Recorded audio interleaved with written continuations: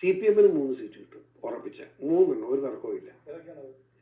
അത് CPM രാധാകൃഷ്ണൻ ജയിക്കും, പിന്നെ ടീച്ചർ വേണം ജയിക്കാം, പിന്നെ ഒരെണ്ണം കൂടെ ഞാൻ നോക്കി ജയിക്കുന്നതിലുണ്ട്. അതായത് ഞാനത് ഏകദേശം മൊത്തം നോക്കിയായിരുന്നു. അത് LDF ജയിക്കാവുന്ന ഒരു ടീച്ചർ ജയിക്കാം, നമ്മുടെ സംശയമൊന്നും വേണ്ട. പിന്നെ LDFന് ജയിക്കാവുന്ന ഒരു സീറ്റ് എന്ന് പറയുന്നത്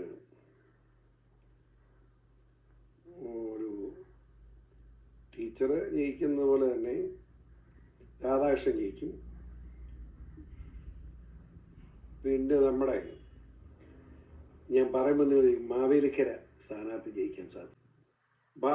10 സീറ്റിൽ കോൺഗ്രസ് യാതൊരു സംശയമില്ല UDF ജയിക്കും. അത് ഏതാണെന്ന് വേണേൽ പറയാം. നമ്മുടെ കാസർഗോഡ് വടകര ടീച്ചറാണ്. പിന്നെ നമ്മുടെ വയനാട് UDF ജയിക്കും. പിന്നെ കോഴിക്കോട് UDF ജയിക്കും. മലപ്പുറം UDF ജയിക്കും. പൊന്നാനി UDF ജയിക്കും.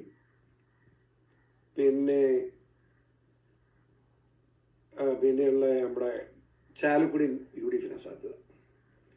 എറണാകുളം UDF ജയിക്കും. പിന്നെ ഇടുക്കി UDF ജയിക്കാൻ പോവാം. ഈ ഇലക്ഷൻ കഴിഞ്ഞ റിസൾട്ടാട്ടോ. കോട്ടയം UDF ജയിക്കാനാണ് സാധ്യത. പിന്നെ നമ്മുടെ കൊല്ലം അത് ജയിക്കും. ഇങ്ങനെ 10 സീറ്റ് UDF ഉറപ്പായിട്ട് ജയിക്കും. 4 അത് വോട്ടെണ്ണി പറയാം.